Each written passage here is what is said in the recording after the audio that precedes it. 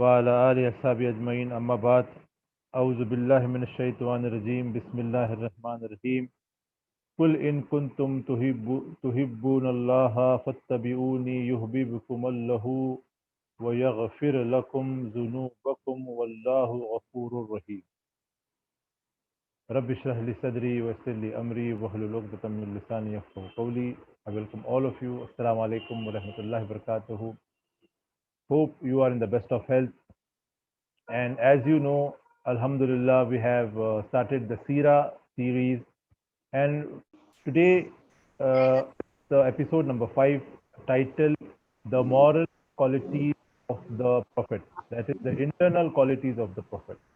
In the last episode, we saw about the specialities of Prophet Muhammad, peace be upon him, his physical appearance, and his unique qualities. Like, first of all, we saw his name.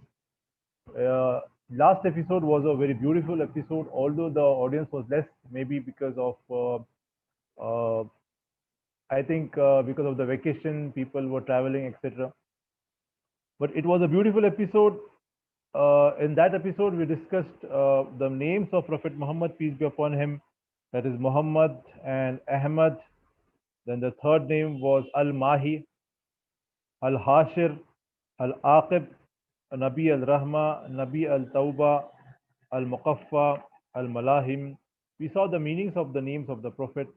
Then we saw the unique qualities that the Prophet was sent to all of humanity, even to the jinn, and that the prophethood of Muhammad, peace be upon him, was decreed even before Adam, peace be upon him, existed. Then another speciality was he is given the largest ummah. The next speciality was he was the only prophet to have traveled to the uh, to the seventh heaven in the journey of Al Isra wal Miraj, right? Then he is the leader of all of humanity. He is the Sayyid. Then he will be given the Al Haud, Haud Kausar, right? Then he will be the first to cross over the Sirat. He will be first to enter Jannah. Many unique qualities we discussed. Now we are going to study the internal qualities. And one more thing, we discussed about the physical appearance of the Prophet in the last episode, and I want to go through some beautiful narrations once again about his appearance. When the son of Rubai bint Muawwiz, an old Sahabiya, he asks his mother after the Prophet passes away, what was the Prophet, peace be upon him, like? And she said, "Oh, my dear son, if you were to have seen him, you would have thought that the sun had risen up." That Sahabiya is comparing the Prophet to the sun. And when Ka'b ibn Malik, another Sahabi, when he was asked about the Prophet, he said, whenever the Prophet, peace be upon him, is happy, his face was his face would light up as did the full moon. Now this Sahabi is comparing the Prophet, peace be upon him, as the full moon. And another Sahabiya, she is comparing with, no, she is comparing the sun with the Prophet, peace be upon him, right? Then we have Jabir ibn Samura radiallahu anhu, and he says that he was once going to his home in the middle of the night on a full moon night, and he just happens to pass by the Prophet, peace be upon him, and he was wearing a red covering, a red garment, a red chadar. And Jabir ibn Samura radiallahu anhu says, I looked at the face of the Prophet and the full moon. And the Prophet, peace be upon him, was more beautiful in my eyes than the full moon. So there were many narrations about the physical appearance of the Prophet, how he looked, how he walked, right, in the last episode. And today we are going to start the discussing the internal qualities of the Prophet, peace be upon him. The Prophet, peace be upon him, had many internal qualities. Of these were patience, mercy, understanding, love, and care, and also humility, modesty, simple lifestyle, etc. First, we are going to discuss about the simple lifestyle of the Prophet, peace be upon him. Once, Umar Raziallahu anhu entered upon the Prophet when he was lying in his home, in his small compartment in his masjid, and there was nothing but a jug of water and a small bed made out of the branches of a date palm tree. When Umar comes in, the Prophet sits up to greet him. And because of the date palm branches, there was a red mark dented into the side of the Prophet, peace be upon him. There was marking at the side of the Prophet because he was, sleeping on the date palm, you know, on the branches of date palm tree, right? On Upon seeing this, Umar Raziallahu anhu starts crying. He starts crying. It was the 7th or the 8th year of Hijrah, and when the Prophet, peace be upon him, was the undisputed leader, the king of the larger part of Arabia. Umar says, O Messenger of Allah, how can we allow you to live like this? Look at the kings of Rome and Persia, how they live. Surely you deserve better. You are the Prophet of Allah. You deserve better. On hearing this, the Prophet, peace be upon him, replies, O Umar, aren't you happy that they have the world and we have the Akhirah? He's so simple, so humble. No, he has nothing in his house except a jug of water and a small bed made up of branches of date palm tree. And today we compare, our criteria of a successful person is his riches, his bungalows, his flats, his properties, his farmhouses. But here is the leader of the prophets, leader of mankind, king of Arabia, living such a simple life. Aisha Raziallahu anha describes the bed the Prophet, peace be upon him, used to sleep was, a leather skin that we would stuff with date palm leaves to make it a little bit softer. Once it is narrated that one of his wives folded up her own half to make it more comfortable for the Prophet. And because of this, the Prophet, peace be upon him, slept longer than usual. It was comfortable bed, right? When he woke up and realized what happened, he said, change it back, as he didn't want his comfort, as it prevented him from praying tahajjud. So the lesson we learn here is that we should, if we intend to pray tahajjud, or if we intend to wake up for Fajr early in the morning, then our bed should be not so comfortable. The bed should be comfortable, no doubt, but they shouldn't be so comfortable, so warm that we find it difficult to get up from our bed. And sometimes the Prophet, peace be upon him, would not eat meat for 6 weeks. And Urwa,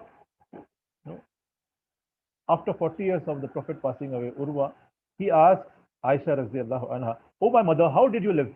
You didn't eat meat for 6 weeks. How did you live? She said, we lived by eating the two dark things, dates and water. See the Prophet, simple lifestyle. For days together, weeks together, they are eating only dates and water. Abdurrahman ibn Auf Raziallahu anhu says, till the day that the Prophet died, he never ate wheat bread to his fill, and not even his family. They never were able to eat, to their fill, fine quality food in those times. Although they could, there was the Baitul Mal, there was the spoils of war coming up for the Prophet, peace be upon him. He could have done that, but no, he spent it in charity. The Prophet gave most of his wealth in charity. And in many narrations, it is mentioned that Aisha radiallahu anha began to cry when food was given to her. She began to cry. She lived 40 years after the Prophet died. After the Prophet passing away, Aisha radiallahu anha lived for 40 years. And in those days, many money started flowing. Muslims became rich. The riches were poured into Medina, right? And sometimes people would gift her items and good food. And she would say the same thing as Abdurrahman ibn Auf. She would say, the Prophet never ate rustic or hard bread to his fill. He never ate proper bread to his fill. Note that the Sahaba lived in the tough times in the early phase of Medina, before money came in and Islam came to power. They lived very difficult life. And so we know the story wherein one time Umar ibn al-Khattab radiallahu anhu was walking on the streets and sees the Prophet sitting. And this is an odd time, right? And Umar radiallahu anhu says to the Prophet, O Messenger of Allah, what are you doing? The Prophet knows the reason why Umar is out. And that is, he doesn't have food at home. So he says, the same reason as you are outside, even I am outside. The Prophet is saying to Umar radiallahu anhu that the reason why you are out, even I am out. There is no food in the house. We are very hungry. As they are sitting, they are talking. Abu Bakr radiallahu anhu is walking on the streets for the same reason. Even he doesn't have food at home. Now the three of them are sitting all hungry and just talking. One Sahabi sees them and asks them what they are doing there. And Umar explains they are sitting outside because of hunger. The Sahabi tells them, he invites them to his house and says to his wife that we have the best people as guests, best people on earth as our guests. So he sacrifices a sheep and sacrifices a goat and he serves them meat and bread. So the three of them ate meat and bread, and once they had finished, the Prophet reminded Abu Bakr and Umar radiallahu anhu that they left their houses hungry and Allah gave them this meal. And Allah's Prophet said, O Umar, you will be asked about this blessing Allah is given you. And he recites the verse from the Holy Quran as mentioned in chapter number 102, verse number 8. Summa latus'alunna yawma izin anin naeem. We will be asked about the blessing. They are hungry people, hungry from days together. And now when they are eating, Allah's Prophet is reminded. See the training of Tawheed. See the training of being grateful to Allah subhanahu wa ta'ala. Even we should train our kids, our relatives, our friends in this way. Whenever there is a chance to mention about the gratefulness of Allah, we should mention it. Now we come to the part, the internal quality of humility of the Prophet, peace be upon him. As far as humility, the Prophet frequently rode donkeys, even though he had a camel. But he was not shy of riding a donkey. And he even asked people to accompany him on his donkey whenever he met people. He said, come on, ride with me. And during the Battle of Badr, the Prophet had to distribute the camels amongst the people. There were around 313 people and 75 camels. So roughly 3 or 4 people per camel. And so the Prophet, peace be upon him, assigned Ali and Abu Lubaba as his own companions. So we three will ride one camel. And so the Prophet assigned, Ali and Abu Lubaba, and they said to him, Abu Lubaba and Ali said to him, we are young men in our 20s. We can walk and you take the camel. We will walk, you ride the camel. Indeed, the leader and the commander deserves extra respect and extra protection. The commander is someone who isn't treated like the common soldier. So the Prophet could have said, okay, fine, I'll ride the camel. Or he even could have said, no, let's share it. But he didn't want to make them feel that he was doing them a favor by doing this. So the Prophet, peace be upon him, smiled and said to Ali and Abu Lubaba, neither are the two of you any stronger than me, and nor am I any lesser in need of the ajr, the reward, than you two. So we are going to share the camel. So this was the, humility of the Prophet, peace be upon him. Another incident I would just like to mention is about the humility of the Prophet, peace be upon him. Right? That is, see how he trained a generation. The Prophet trained, you know, generation to be humble, to, to show humility. You know, there is an incident here about Caliph Umar ibn Abdul Aziz, not Umar radiallahu anhu, but Umar ibn Abdul Aziz, whom scholars say that he is the fifth rightly guided caliph. In a book written by Raghib al-Isfahani, Maimun bin Mehran said that he was with the Caliph Umar bin Abdul Aziz, who asked his guard at the door, who is at the door? The guard replied that it is a man who claims to be the son of Bilal, Bilal radiallahu, the one who called the prayers for the messenger. The man says that the guard is telling to Umar ibn Abdul Aziz that there is a man here and he is telling that he is the son of Bilal, who was the follower of the Azan at the time of the Prophet, peace be upon him. The Caliph Umar ibn Abdul Aziz permitted him to enter and asked him to relate something of the Prophet, peace be upon him. Ibn Bilal, that is the son of Bilal, said that his father related to him that he had heard the Prophet say, whoever is given authority in a matter that is related to the people and then creates a barrier, referring to the guard, whoever is given authority in a matter that is related to the people and then creates a barrier between him and them, Allah will place a barrier in front of him on the day of judgment. The son of Bilal is telling, referring to the guard,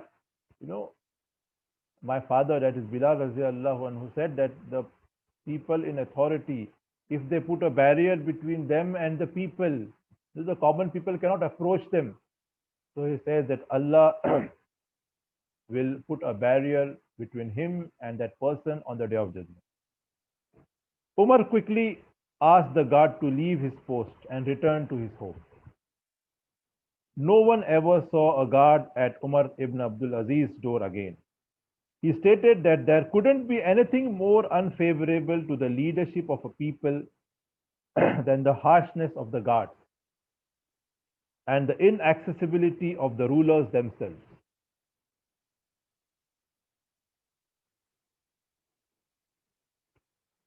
So we see that when people are given power, when they are in the position of authority, they discourage people to meet them. They create a sort of barrier between them and the people so that the common people do not, or cannot meet them. So this is absolutely wrong.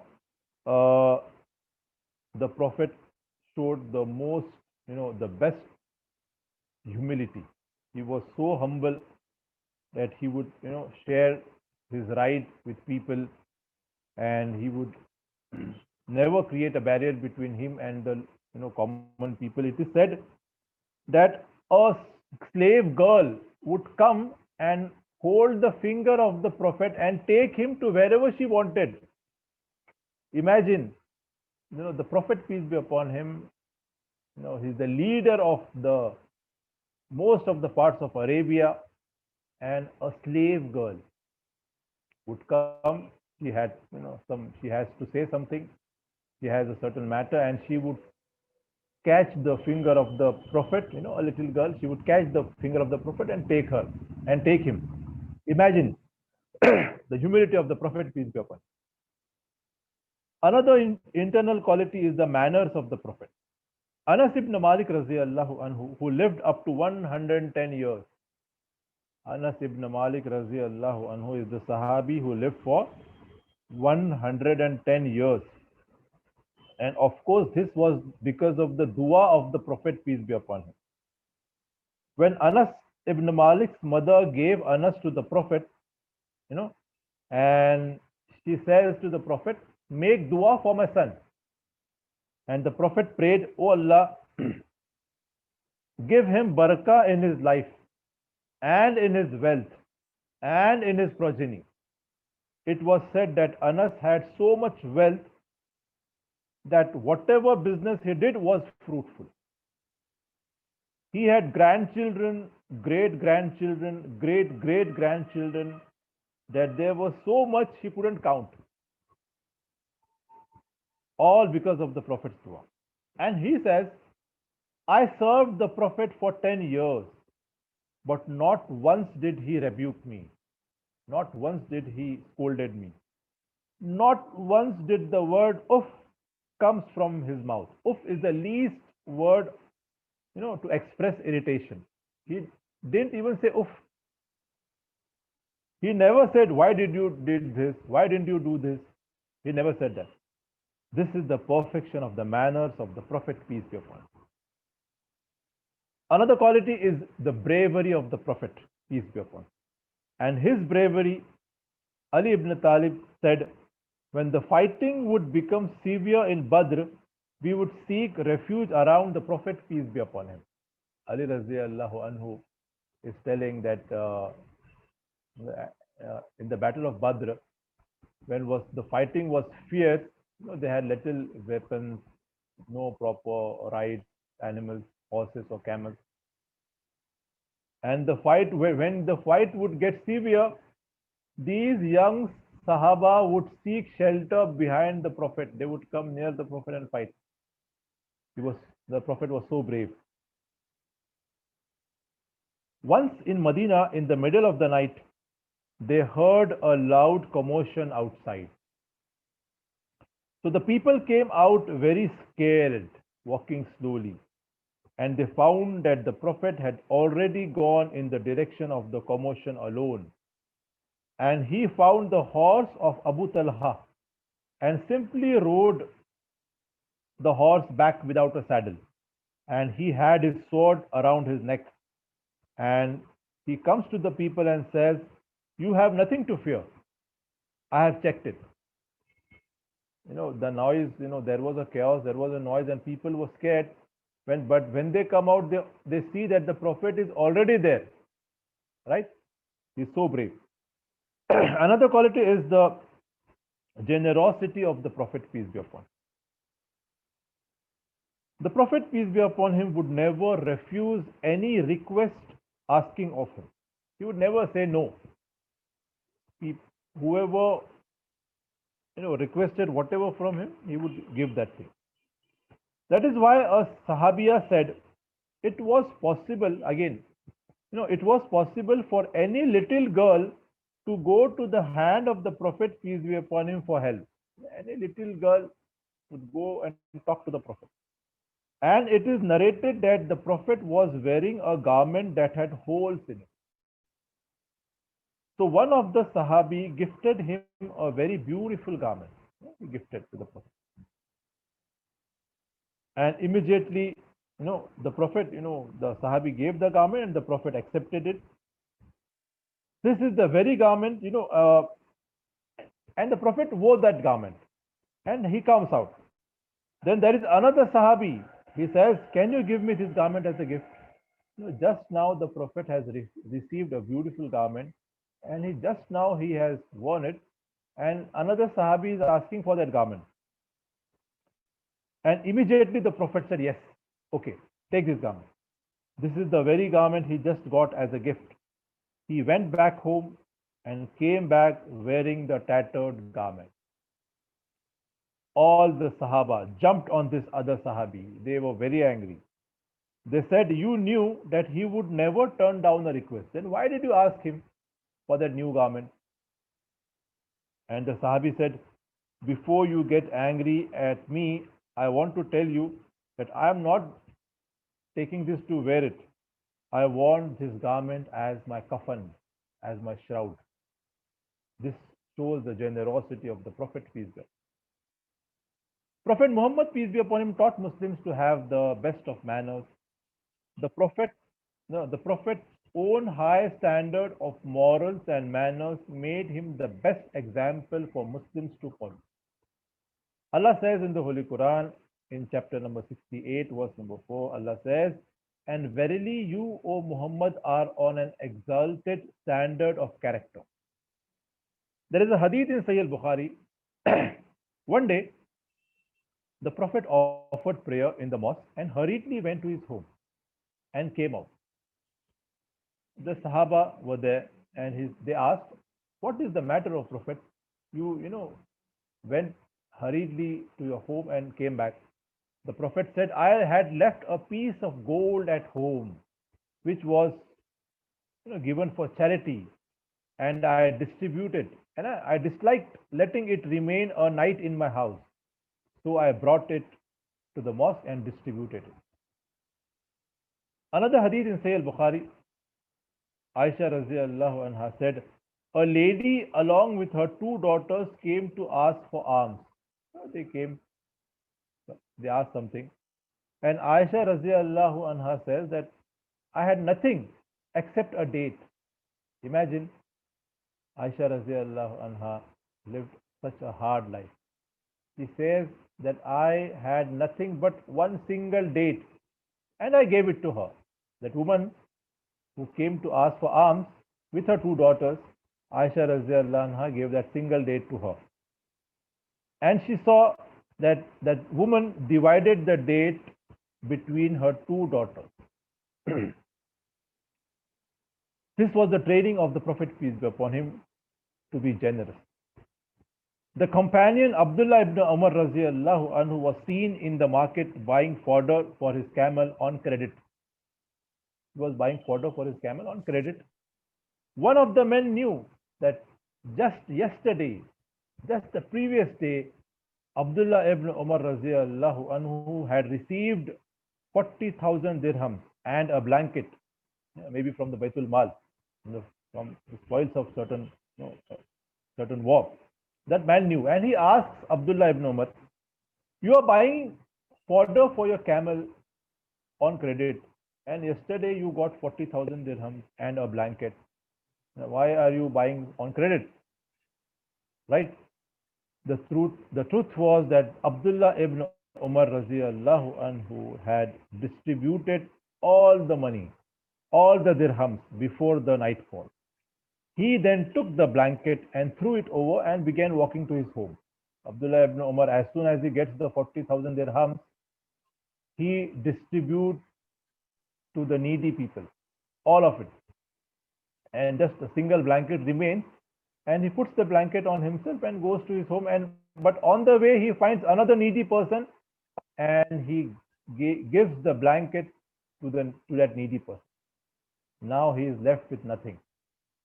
This is how the generous, this is how the people, the Sahaba, were generous because of the training of the Prophet, peace be upon him. Another quality of the Prophet was his sense of humor. That the Prophet, not a kind of a person was always, angry or irritated, because of all that work he had to do, all that responsibilities. No, never. The Sahaba would tell that we had never seen a person more smiling than the Prophet, peace be upon him. And he had a sense of humor. The Prophet was blessed with a great sense of humor, and having humor shows your humbleness. People, although they can joke, they can be funny, but because of their attitude, because of their arrogance, they feel proud of themselves. They don't joke. They don't they don't laugh with the common people. But here the Prophet is so humble that he is making, makes jokes with his companions. And all of the jokes are pure, clean, and truthful. Even his jokes, Once an old lady came to the Prophet, peace be upon him, and says, O Messenger of Allah, make dua that uh, Allah causes this old lady to enter Jannah. That old lady is making dua that, O Prophet, ask Allah to make this old lady to enter Jannah. The Prophet, peace be upon him, looked at her and said, O my aunt, haven't you been informed that old ladies cannot enter Jannah? The old woman began to wail and cry. But the Prophet told her, don't cry. For wallah, old ladies cannot enter Jannah, but Allah will make them, Allah will first make you into a young, fair maiden, and then you will enter Jannah. That is, you are going to be young and beautiful when you enter Jannah. You will not be old like you are now. And then he recited the verse from the Holy Quran, chapter number 56, verse number 35. Inna anshanahunna insha'an. We bring them forth with a new beginning. So whenever, even old people should not think that we will be raised up the day of judgment and we'll enter Jannah as, no, you will be the people entering the Jannah will be young, the most beautiful forms, the most happy people. May Allah make us all may Allah make us all the people who get the opportunity to enter Jannah. Ameen. Another incident of the Prophet's humor, the story of Aisha radiallahu anha. When the Prophet was on his deathbed, it so happened that Aisha radiallahu anha herself felt a little sick, and she had a severe headache, and she was crying, "Oh my head, oh my head." And the Prophet said, rather, "Oh my head."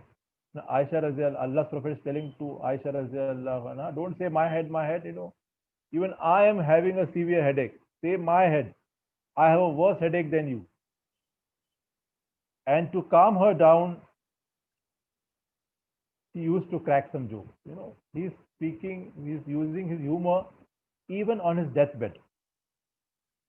Oh Aisha, he asked Aisha radiallahu anha, Oh Aisha, what would you lose if you die right now? The one to do ghusl and pray a janaza would be me. Even if you die, what is the matter? You should be happy. So Aisha radiallahu anha says, I'm sure you would like that to happen because then you would be free to go to your other wives. They are the banter, a joyful banter. They are making fun of each other. Subhanallah, he is joking on his deathbed. And from this joke, scholars derive fiqh, the permissibility of a spouse doing ghusl for the janaza of his or her spouse. Okay? So today, many husbands, they think that making jokes with people, their wives, making fun, being with children, using their humor with children, it is a sign of they're not masculine enough, they're not man enough. But that is not the case. The atmosphere at home should be light, should be happy, and even if some household, God forbid, may have less to eat, may be poor, right?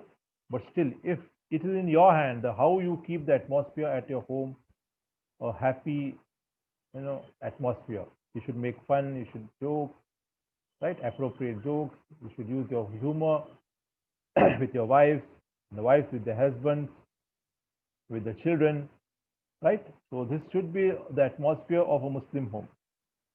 Then there is another incident of a young Sahabi named Zahir, whom the Prophet used to love a lot. And we don't know much about him. There are no hadiths about this Sahabi, Zahir. But there was something about him that the Prophet loved. He was a simple, sincere believer. Once the Prophet saw him in the marketplace selling something. Who is going to buy this from me? Zahir is telling in the market. Who is going to buy this from me? Who is going to buy this from me? And so the Prophet came from behind quietly, and he grabbed him from behind and gave him a bear lock. He hugged Zahir from behind And Zahir Raziyallahu anhu, when he saw it, it was the Prophet, he leaned back to get the barakah. And then, as a joke, the Prophet shouted out, "Who is going to buy this abd from me?" In those days, if you say, "Who is going to buy an abd" in a marketplace, of course, it meant a slave. But here, the Prophet meant abd, that is the slave of Allah. Again, even in his joke, the Prophet isn't lying.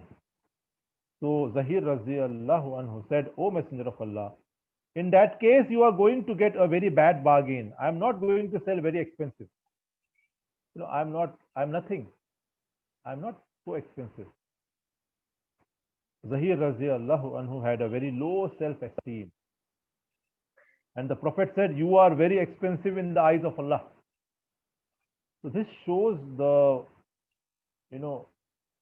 how the Prophet used humor. This shows again the Prophet's humbleness, the Prophet's humility. Another incident I remember, the Prophet is sitting with his Sahaba, his companions, and a very rich man passes by them. And the Prophet says, "What is your opinion about this man, about this rich man?"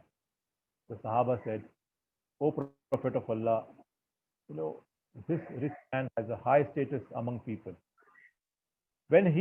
If he sends a rishta, if he sends a proposal of marriage to anyone, it would be accepted. When he gives advice, people would accept it. People would call him to their functions, etc." Then after a while, a very poor man passes by them. And the Prophet asks the Sahaba, "What is your opinion about this man?" And the Sahaba said, "O Prophet of Allah, if this poor man sends a proposal of marriage, it will not be accepted. If he gives advice, people will not accept it. He will not have any status amongst people."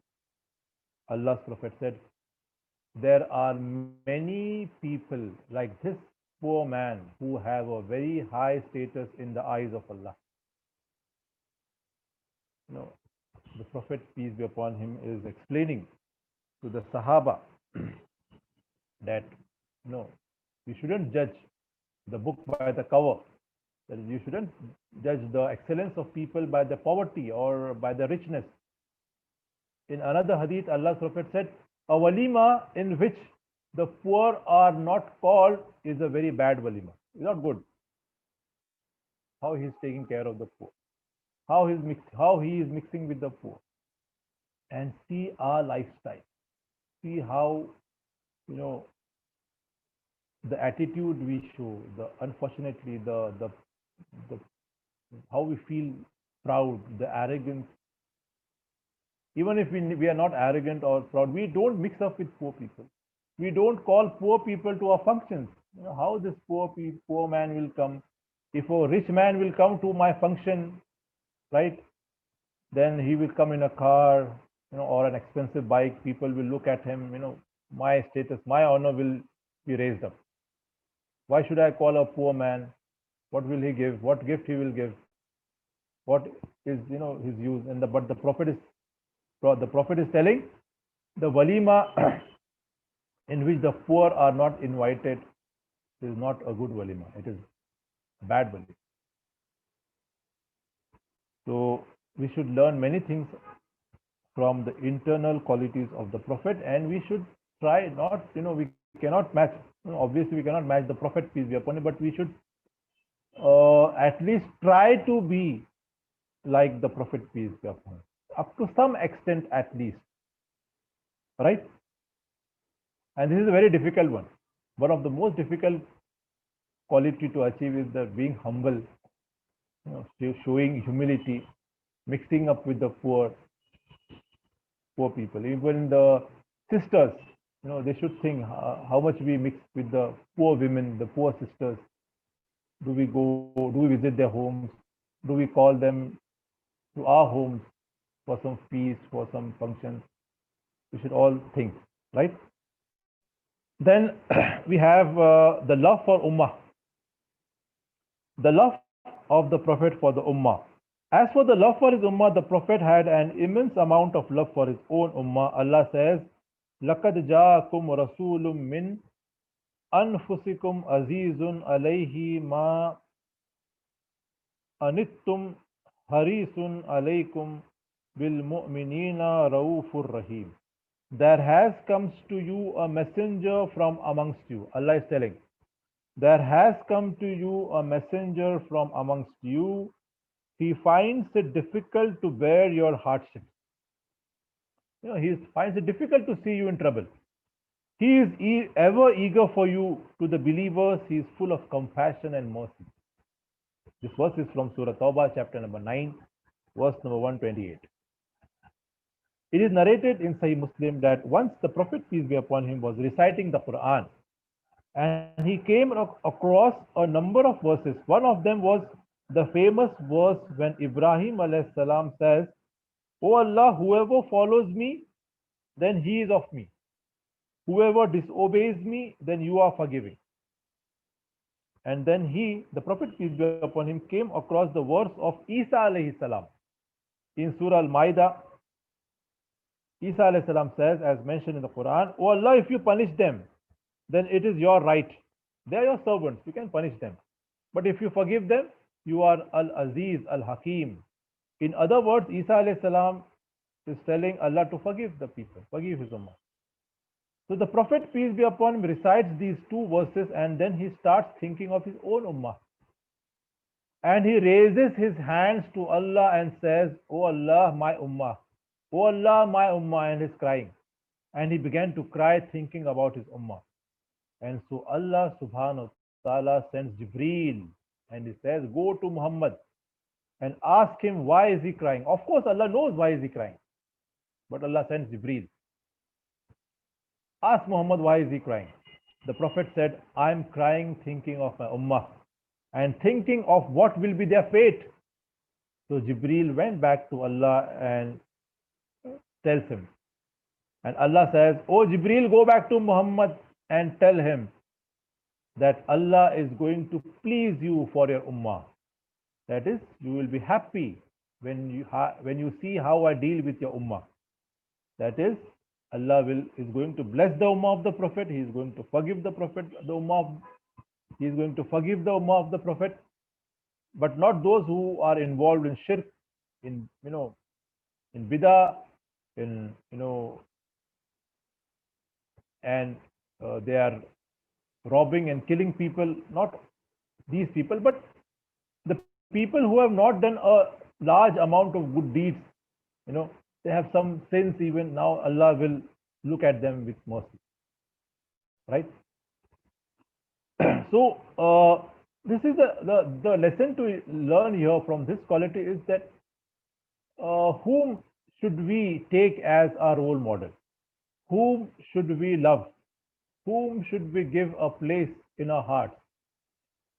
Especially the young generation, the Muslim youth. Who is in your heart? The sports star, the film star.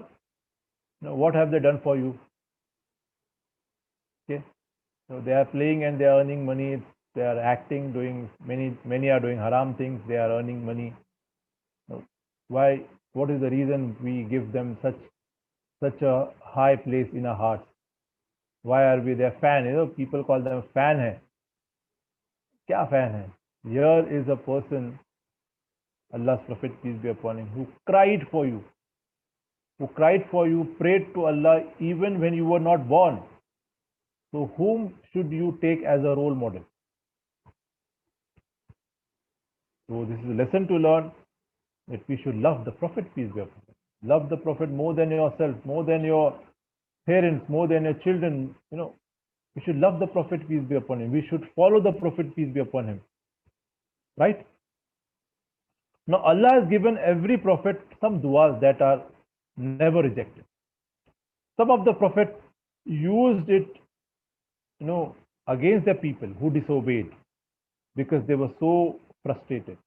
Example, Nuh alayhi salam, after making dawah for 950 years, he said, "Oh Allah, I don't want you to leave one house of the unbelievers on this earth. They will beget none other than you know wicked people. So Allah destroyed all humanity except some Muslims. And Ibrahim alayhi salam made that famous dua of the Prophet, "O Allah, send from amongst them a Rasul." And this is why the Prophet, peace be upon him, said, "I am the dua of my father Ibrahim." Allah sends Prophet, peace be upon him, to the Arabs. Now Musa alayhi salam made dua against Firaun and it was answered. Sulaiman alayhi salam made the dua, "O my Lord, give me a dominion that you have given to no other human before." So Allah gave him powers no one had, given the control over the jinn, and the jinn were working for him, and Sulaiman alayhi salam could even speak to animals and even ants. So all the animals, became his, he could talk to them. This is the dua of Sulaiman alayhi salam. You see now what this dua can give the Prophet. And our Prophet, peace be upon him, had the biggest and the greatest dua. He used it for us. Every single Rasul and Nabi, Allah has given one dua that he never rejects. And every single Nabi has used it up in this world, except for me. I have saved it for my ummah and will use it for them on the day of judgment. And that dua will be, "O Allah, forgive my entire ummah." And Allah will accept this dua in that every single Muslim who believes and acts upon even a little bit of his teachings eventually will be forgiven and enter Jannah. All because the Prophet, peace be upon him, made the dua for us. So this shows the love of the Prophet for his ummah. Anas ibn Malik radiallahu anhu narrates, a man came to the Prophet, peace be upon him, and said, "O Messenger of Allah, when is the day of judgment? When it will come?" And the Prophet, peace be upon him, asked him back, "What have you prepared for it when it comes?" आपने क्या तैयारी की है? आप पूछ रहे हो कि क़यामत के दिन कब आएगा, लेकिन आपने तैयारी क्या की है? And so the man was silent for a while, and then he said, "I really don't have that much salah, fasting, or sadaqah, but I have a genuine love for Allah and His Messenger. I don't offer extra salahs or fasting or give much sadaqah, but I know I have real love for Allah and His Prophet." So the Prophet, peace be upon him, says, "A man will be with him whom he loves." अल्लाह के रसूल कहते हैं कि आप जन्नत में उसके साथ रहोगे जिसको आप चाहते थे. And Anas bin Malik radiallahu anhu says, "We were never as happy and overjoyed as on that day when we heard that a man should be with he whom he loves, because we love the Prophet, peace be upon him, and want to be with him. But we thought our levels would be so different. The Sahaba would think, the Prophet would be in the highest grade of paradise, and obviously it was, it is such a case. And the Sahaba would be worried, in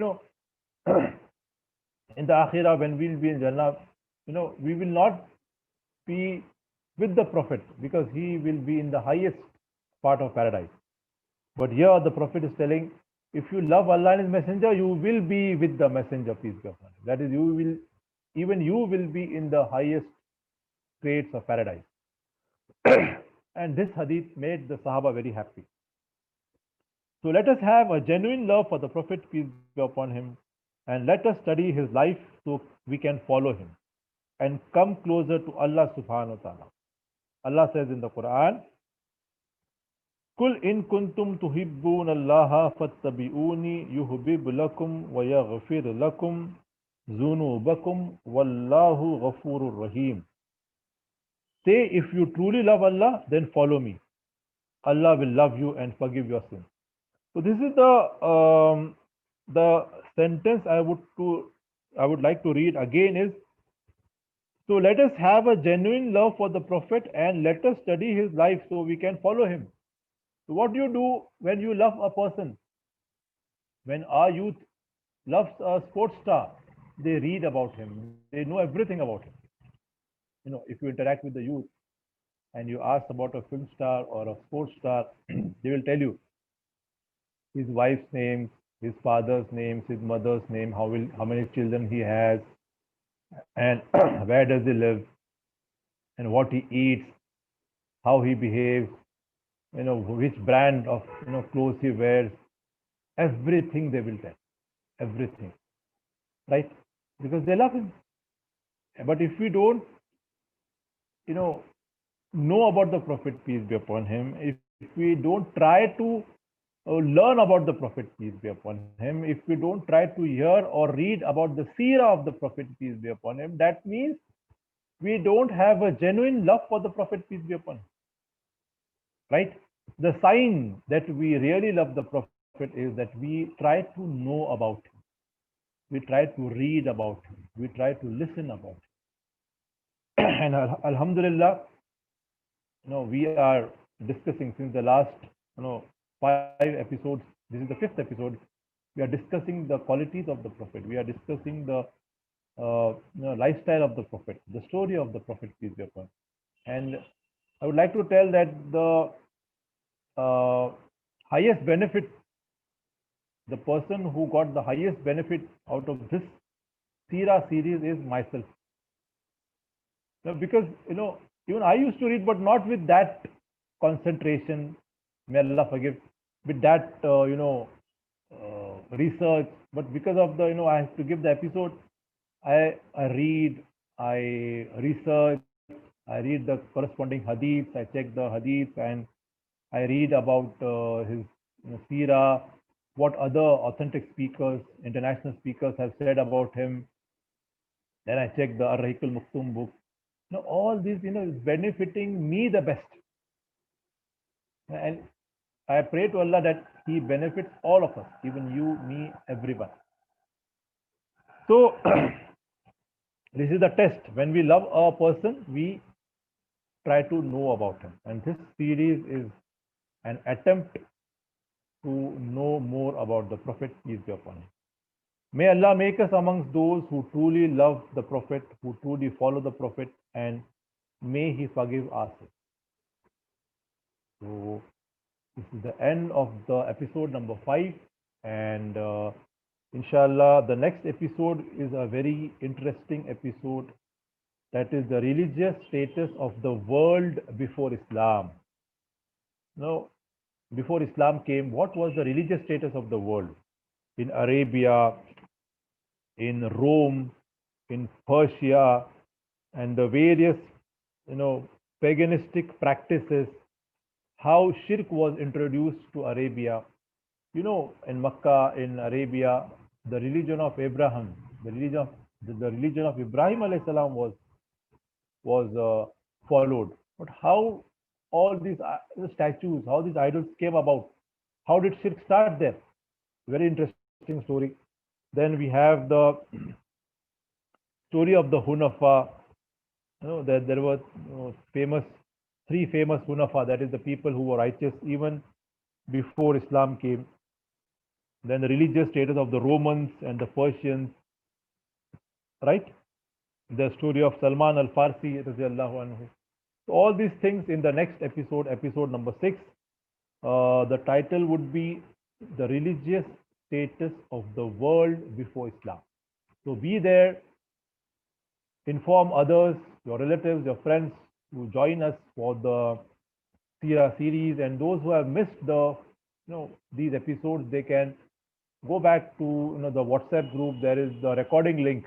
We have the recordings of all the episodes. You can go and see the recordings, right?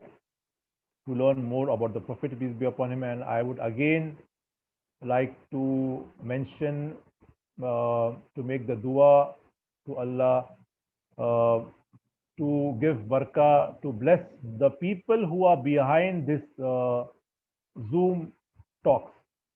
It was a beautiful idea. May Allah give them ajr. May Allah make this effort of theirs as a sawab-e jariyah. May Allah bless them and their families. And inspire them to do more such good deeds, and even all of us. So pray for me, pray for my parents who have passed away. That is a request, small request to you. And I end here, and I throw open the floor for a question and answer session. If you have any question, you can just put up the question. Over to the host now. If there are some questions, we can just take some questions.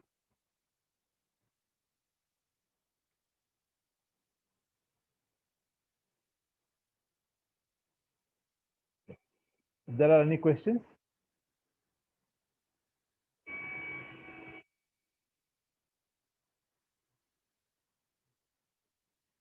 अगर कोई question है पूछ सकते हैं.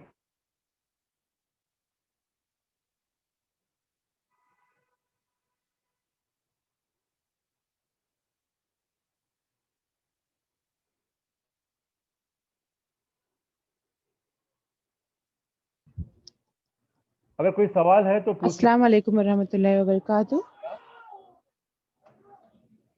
जी बोलिए. Alhamdulillah, this session is very good and very informative about our Islamic study. But it's my suggestion that if this lecture would be in Urdu or Hindi, then it will be more beneficial to others, because for other sessions which is in Hindi or Urdu, more people are joining, and for this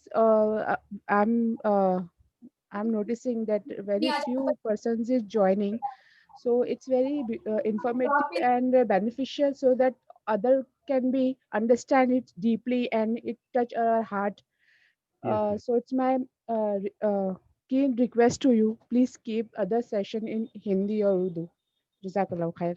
Sister has given a very good advice, suggestion that the series, the Sira series, should be in Urdu, and the same discussion I had with the host Firoz Bhai. Even Firoz Bhai, I spoke to him 1 or 2 days before, and even we discussed about this same issue, that if it would be in Urdu or Hindi, it would be great. People, more people would join.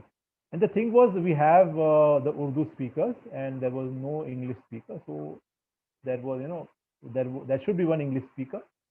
So we started the, Zoom. My sessions were in English, and even Alhamdulillah, I can speak in Urdu. Not that my Urdu is not that fussy or very good, but I can speak in Urdu. तो ये बहुत ही अच्छी advice है, और अच्छा होगा क्योंकि बहुत सारे लोग आएंगे, बहुत सारे लोग देखेंगे. और मेरे जो टॉक्स है उसकी खासियत ये है कि मैं अपने आप की तारीफ नहीं कर रहा हूँ, बल्कि मैं ये कह रहा हूँ कि मैं बहुत सारे सोर्सेस से मेरा टॉक्स जो है, I take from many sources, from authentic speakers, from different books, authentic books, from Ar-Rahik al-Maktoum, and many things I take. So it becomes a very sort of informative talk. It deals with the topic from many angles. बहुत सारे aspect से ये होती है. और कई लोग जो हैं जो चाहते हैं कि उर्दू में ये सीरीज करें, तो देखते हैं इंशाल्लाह अगले हफ्ते से अगर हो सके तो इंशाल्लाह I would try to make the series in Urdu. So let's see. I will try my best, and surely I would give it second a deep thought about this advice, that we should have the sessions in Urdu, so that many people, most of the people, can join and benefit. Inshallah. Hope that answers the question, sister. Any other question, suggestion? और कोई सवाल है?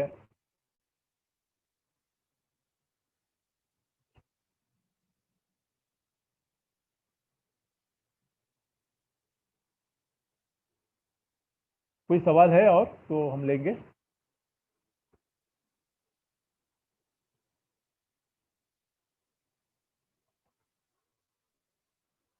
We can take one more question if there is any question.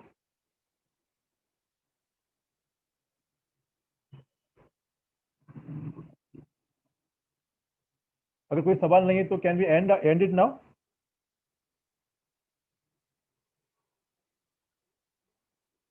Can we end the class now?